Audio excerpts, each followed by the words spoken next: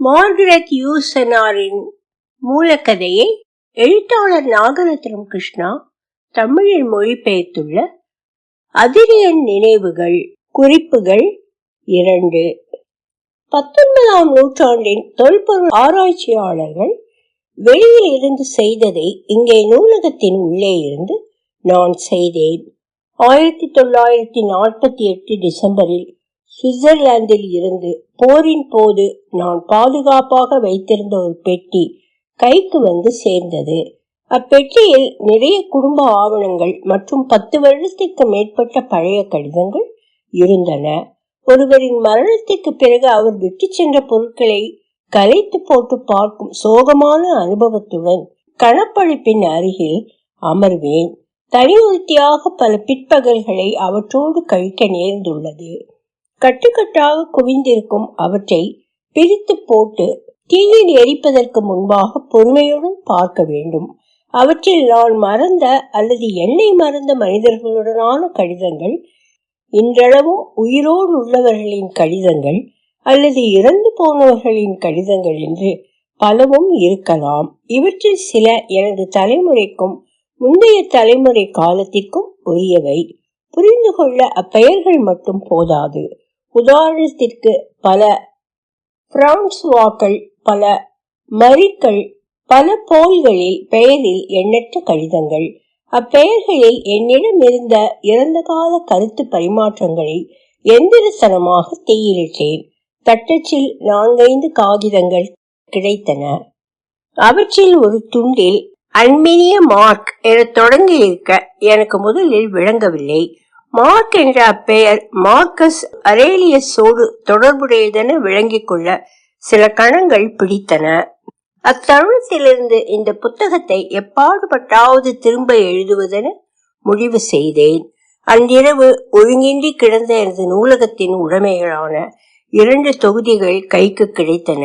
Harry எஸ்தியனுடைய அழகிய பதிப்பாக வெளிவந்திருந்த Theon cautious முதலாவது. அடுத்தது ஒரு சாதாரண பதிப்பாக வெளிவந்த அகஸ்டஸ் வரலாறு என்ற நூல். 2 தொகுதிகளுமே அதிரியன் வாழ்க்கை குறித்த முக்கிய ஆதாரங்கள். இந்த இடைப்பட்ட ஆண்டுகளில் உலகமும் நானும் அனுபவமாக பெற்றவை அனைத்தும் கடந்த காலத்தின் வரலாற்று பகுதியை வளப்படுத்தியதோடு எனது எண்ணத்தில் இருந்த ஏகாதிபத்திய இருப்பு மீது வேறு வகையான இருளையும் ஒளியையும் பாய்ச்சின. முதல் முறை இந்நூல் குறித்து சிந்தித்த போது எனது எண்ணத்தில் குடிகொண்டிருந்தவர்கள் அறிஞரும் தேசாந்திரியும் கவிஞரும் காதலரும் ஆவர். இவைகளுக்கு கேடில்லை. ஆனால் முதல் முறையாக என்னுள் தீட்டப்பட்ட சித்திரங்களில் கச்சிதமாக அதீத கவனத்துடன் என்னுடைய லட்சியத்திற்கு உகந்து மிகவும் அதிகாரபூர்வமாகவும் மிகவும் ரகசியமாகவும் உருவான சித்திரம் சக்கரவர்த்தியுடையது. அழிவுகளை சந்தித்து வரும் உலகில் வாழ்ந்து கொண்டிருக்கும் எனக்கு அந்த ஓவியம் மன்னரின் முக்கியத்துவத்தை புரிய வைத்தது. கிட்டத்தட்ட ஓர் ஞானியாக எனது மனதில் பதிந்த இம்மனித சித்திரத்தை ஒரு முறைக்கு பலமுறை திருத்தி எழுதினேன். ஓரளவிற்கு இதற்கு சமமாக என் நெஞ்சில் பதிந்த மற்றொரு வரலாற்று நபர் கவிஞரும் வானியல் அறிஞருமான உமர் கய்யாம். ஆனால் கய்யாமுடைய வாழ்க்கை என்பது ஒரு தூய சிந்தனையாளருக்கு உரிய வாழ்க்கை. செயல் உலகம் அவருக்கு மிகவும் அந்நியமானது. தவிர எனக்கு பாரசீக உலகம் தெரியாது, அந்த மொழியும் தெரியாது. பெண் கதாபாத்திரத்தை மையமாக எடுத்துக்கொள்வதும் எனக்கு சாத்தியமற்றது. எடுத்துக்காட்டாக எனது கதையின் அச்சாக அதிரியனுக்கு பதிலாக புளோட்டினாவை கையாளுவது எனக்கு இயலாது. தவிர பெண்கள் வாழ்க்கை என்பது வரையறைக்குட்பட்டது. இலக்கியம் காக்க வேண்டிய நெருக்கடிக்கு ஆளாக, ரகசியம் காக்க வேண்டிய நெருக்கடிக்கு ஆளாக கூடியது. ஆணை பற்றி எழுதுகிற போதே சில உண்மைகளை அவனுடைய வாயால் சொல்வதற்கு யோசிக்க வேண்டி உள்ளது. ஒரு பெண்ணை கதை சொல்ல அனுமதித்தால் என்ன நடக்கும்? உலகம் வைக்கக்கூடிய முதற் குற்றச்சாட்டு அவள் ஒரு பெண் ஜென்மமே இல்லை என்பதாகத்தான் இருக்கும். நியூ மெக்சிகோவின் தாவோஸுக்கு புறப்பட்டு சென்றேன். இந்த புத்தகத்தை மீண்டும் தொடங்குவதற்கான வெள்ளை தாள்களை என்னுடன் எடுத்து சென்றேன். ஒரு நீச்சல்காரன் மறுகரையை அடைவோமா என்பது தெரியாமல் தண்ணீரில் குதித்தது போலவே என்னுடைய நிலைமை இருந்தது. பின்னிரவுகளில் மண்ணில் உறைந்து வாழும் ஒரு ஜீவனாக என்னை பாவித்து நியூயார்க்கிற்கும் சிகாகோ நகருக்குமாக பயணிக்கிற போதெல்லாம் எழுதியிருக்கிறேன். அடுத்த நாள் சிகாகோ ரயில் நிலைய உணவகத்தில் பனிப்புயல் பிரச்சனையால் பாதிக்கப்பட்ட ரயிலுக்காக காத்திருக்கும் நேரத்திலும் எழுதுவதுண்டு. பின்னர் மீண்டும் விடியும் வரை என் நேரமும் நட்சத்திரங்களும் கொலராடோ கருமலைகளும் சூழ்ந்திருக்கும் சாண்டாஃபே கண்காணிப்பு வாகனத்தில் தனித்து நான் இருக்கிற போதும் எழுதுவேன். உணவு, காதல், உறக்கம், மனிதனின் அறிவு போன்ற பத்திகளை எல்லாம் துண்டு துண்டாக எழுதி கொண்டிருப்பதில்லை. ஒரே மூச்சில் எழுதி முடித்து விடுவேன். அதீத ஆர்வத்துடன் ஒரு பகலை அல்லது கூடுதலான தெளிவுடன் ஒரு இரவை கழித்ததாக நினைவில்லை. 3 வருட ஆய்வுகளை முடிந்த மட்டும் வெகு விரைவாக மேற்கொள்வதென முடிவெடுத்தேன். துறை சார்ந்த வல்லுநர்கள் மட்டுமே என்னளவிற்கு ஆர்வத்துடன் உழைத்திருப்பார்கள். அதே போல மனோவியாதிக்காரர்கள் ஆர்வம் காட்டக்கூடிய ஒரு விதமான பிதற்றல் முறையையும் எழுத்தில் அபிவிருத்தி செய்தேன். குறிப்பாக இப்பிதற்றல் முறை காதல் போன்ற கற்பனை நவிச்சி பகுதிகளுக்கு உதவக்கூடியது. ஆக வேறு வகையில் கொள்வதெனில் சொல்வதெனில் உள்ளதை உள்ளவாறே தெளிவும் மாறாத்தன்மையாய் படைப்பை முடிந்த மட்டும் கொண்டு செல்ல வேண்டும். புலமையில் ஒரு கால், மாந்திரீகத்தில் மற்றொரு கால் என, அல்லது இன்னும் துல்லியமாக சொல்வதெனில் எண்ணங்கள் ஊடாக உருவகத்தை மறந்து நமது ஆழ்மனதிற்குள் மிகவும் சுவாரஸ்யமான இம்மந்திர சக்தி கொண்டு பயணிக்கும் வழிமுறையினை இக்கதை சொல்லலை எடுத்துக்கொள்ளலாம். இந்நாவல் ஒரு குரலின் சித்திரம். அதிரியன் நினைவுகள் என்ற இந்நாவலை நான் தனிமையில் எழுத துணிந்ததன் காரணம், முடிந்தவரை நான் உட்பட இந்த எந்த இழை மனிதர்களின் குறுக்கீடின்றி நாவல் சொல்லப்பட வேண்டும் என்பதற்காக. என்னை காட்டிலும் அதிரியன் மட்டுமே தன் வாழ்க்கை குறித்து உறுதியாகவும் நுட்பமாகவும் எடுத்துரைக்க முடியும். வரலாற்று நாவலை ஒரு தனி வகைக்குள் வைப்பவர்கள் நாவலாசிரியர் என்பவர் எப்போதுமே ஒன்றின் உட்பொருளை அவர் தம்முடைய காலத்தின் துணையுடனும் குறிப்பிட்ட எண்ணிக்கையிலான கடந்த கால உண்மைகளை கொண்டும் சுய நினைவுடனோ அல்லது அல்லாமலோ தனது சொந்த அல்லது பிறர் சார்ந்த மனதில் தேக்கியுள்ள நினைவுகளை கொண்டும் ஒரு வரலாற்றை எழுத உபயோகிக்கும் கூறுகளை கொண்டே ஒரு படைப்பை வெளிக்கொணர்கிறார் என்கிற உண்மையை கணக்கிற்கொள்ள வேண்டும் என்பதை மறந்துவிடக்கூடாது. போரும் அமைதியும் நாவலை போலவே ப்ரூஸ்டின் பணியும் இழந்த காலத்தின் மறு கட்டமைப்பு ஆகும். 1830களில் வரலாற்று நாவல் என்பது கத்தி சண்டைகள், கண்ணீர் வடித்தல், இறுதியில் சுபம் என்கிற வகமையில் சொல்லப்பட்டவையே அன்றி அவற்றின் பல்சாக் நாவல்களான லான்ரேஸ் சீமாட்டி அல்லது பொன்னிற கண்கள் கொண்ட பெண் ஆகியவற்றின் பெருமைக்குரிய சங்கதிகள் இல்லை. புளோஃபர் ஹமில்கர் அரண்மனையை நூற்றுக்கணக்கான சிறு விவரங்களை பயன்படுத்தி கடினமாக உழைத்து மறு நிர்மாணத்தை செய்திருப்பார். இத்தகைய உழைப்பை அவருடைய மதாம் பொவாரியின் யோன்வீல் நகர விஷயத்திலும் காண முடியும். இன்றைய காலகட்டத்தில் ஆய்வுகள், தேடல்கள் இலக்கிய வடிவங்களில் ஆதிக்கம் செலுத்த முனைவதால் ஒரு வரலாற்று நாவல் அல்லது சில காரணங்களை முன்னிட்டு அப்பெயரும் நமக்கு தேவைதான் என்பது அந்நாவலூடாக திரும்ப பெற்ற கடந்த காலத்திற்குள் மீண்டும் பிரவேசித்து அதன் அக உலகை நமதாக்கிக் கொள்ளும் செயலாகும். இப்பிரச்சனையில் காலத்தின் பங்கு அவ்வளவாக முக்கியம் பெறுவதில்லை.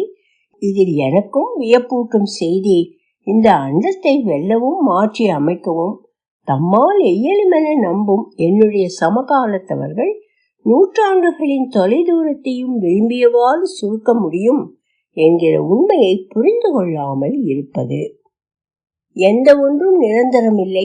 நாம் உட்பட அனைத்துமே ஒரு நாள் நம்மிடமிருந்து தப்பிச் செல்வது நிச்சயம்.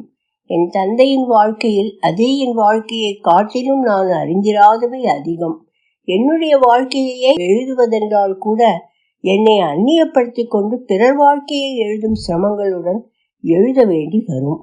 தடுமாறும் நினைவுகளை ஒருமுகப்படுத்த நான் கடித பரிமாற்றங்கள், சுற்றியுள்ள மனிதர்களின் நினைவுகள் ஆகியவற்றை தேடி செல்ல வேண்டும். அவைகளும் அநேகமாக இடிந்து விழுந்த சுவராகவோ துண்டு நிழலாகவோ இருக்கும். கூடுதலான எதிர்பார்ப்புகள் இல்லை.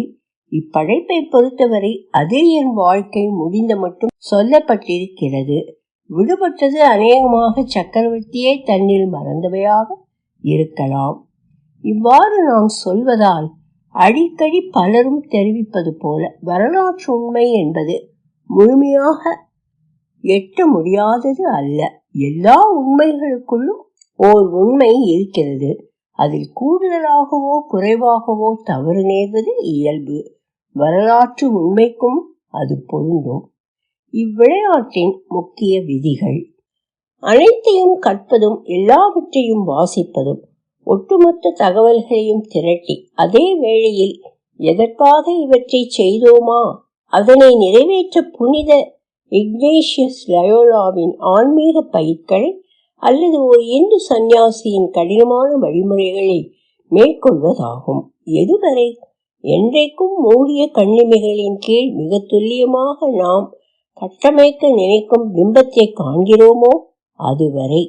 பின்னர் ஆயிரக்கணக்கான உண்மை தகவல்கள் அடிப்படையில் பணிகளை தொடருதல், உறைந்திருக்கும் உண்மைகளை அவற்றின் இறுகிய முகத்துடன் நடமாட ஆவண செய்தல். நாம் மறுப்பதற்கு இயலாத மாறுபட்ட கருத்துடைய இரண்டு பிரதிகளை எதிர்கொள்கிற போது ஒன்றை கொண்டு மற்றதை நிராகரிக்காமல் இணக்கத்தை தேடி மகிழ்தல், அவற்றில் வித்தியாசமான இருவேறு முகவிலாசங்களை, ஓர் உண்மையின் இருவேறு நிலைப்பாடுகளின் தொடர்ச்சியை, பிரதியின் கடினத்தன்மையினால் உறுதிப்படும் நம்பகத்தன்மையை, பிரதிகளின் பன்முகத்தன்மையினால் அதன் மானுட பண்பை புரிந்து கொள்ளுதலும் இவ்விளையாட்டிற்கு அவசியமாகின்றன. அடுத்து செய்ய வேண்டியது 2ஆம் நூற்றாண்டை சேர்ந்த பனுவலே 2ஆம் நூற்றாண்டுக்குரிய கண்களோடும் இதயத்தோடும் வாசிக்க முற்படுதல். அவ்வாறு வாசிக்கிற போது சமகால உண்மைகளை அவை பிறப்பெடுத்த நீரில் நீராட அனுமதித்தல். இவ்வாறான அனுபவத்தில் இறங்குகிற போது அக்கால மக்களுக்கும் நமக்கும் இடையே வரிசையாக குவியும் அனைத்து எண்ணங்களையும் உணர்வுகளையும் முடிந்தால் நிராகரிக்கும் துணிவும் நமக்கு தேவைப்படுகிறது. ஆயினும் இதனை படைப்பிற்கு தயார்படுத்தும் ஆய்வாக எண்ணி அறியாதவற்றை ஒன்றோடொன்று ஒப்பிட்டு பார்த்து தேவையெனில் சிலவற்றை மறுபரிசீலனைக்கும் உட்படுத்தி இப்பணுவல் இந்த உண்மை இம்மனிதன் அதிரியன் ஆகியோரிடமிருந்து படைப்பாளியை அந்நியப்படுத்த முனையும் பல நூற்றாண்டுகளும் அவை சார்ந்த நிகழ்வுகளும் படைப்பிற்கு வழங்கும் புதிய பார்வையை புரிந்துணர்ந்து பயன்படுத்தி கொள்ளுதல், அவற்றை ஒரு குறிப்பிட்ட காலகட்டத்திற்கு செல்லும் பாதையில் மைல் கற்களாக பயன்படுத்தல் ஆகியவை முக்கியம். பயணம் மேற்கொள்ளும் எழுத்தாளரின் நிழல் அதில் விழாமல் தவிர்த்தல், பெருமூச்சினால் அவன் விடும் ஆவி நிலை கண்ணாடியில் பரவ அனுமதியாதிருத்தல், இறுதியாக ஆலிவை நறுக்கென கடித்து ருசிப்பதில், விரும்பி ஒயின் அருந்துவதில், விரல்களை தேனில் தோய்ப்பதில், பேய்காற்றை பெருமழையை எதிர்த்து போராடுவதில், கடும் கோடையில் பிளாட்டனஸ் மரநிழலை தேடி ஒதுங்குவதில், இன்புறுவதில், சிந்திப்பதில், முதுமை அடைவதில், முடிவில் மரணிப்பதில், புலனுணர்வுகளிலும் மனதின் செயல்பாடுகளிலும் பிற மனிதர்களுடன் ஒரு புள்ளியில் நாம் இணைவதுண்டு. இவற்றில் மிகவும் இன்றியமையாதவைகளையும் நீடித்திருக்கக்கூடியவற்றையும் மட்டுமே எழுத்தாளர் தெரிந்திருத்தலும் நமக்கு அவசியமாகிறது.